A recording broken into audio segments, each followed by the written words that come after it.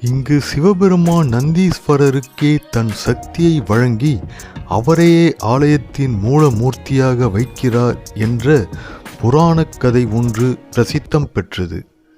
இதனால் இங்கு வழிபடும் பக்தர்களுக்கு விரைவில் நன்மை கிடைக்கும் என்பது நம்பிக்கை. ஆண்டுதோறும் மகா சிவராத்திரி, பிரம்மோற்சவம், கார்த்திகை தீபம் மற்றும் பிரதோஷம் போன்ற விழாக்கள் மிகுந்த மகிழ்ச்சியுடன் இங்கு கொண்டாடப்படுகின்றன. குறிப்பாக பிரதோஷ நாளில் இங்கு நந்தீஸ்வரரை வழிபடுவது மிகுந்த புண்ணியமாக கருதப்படுகிறது.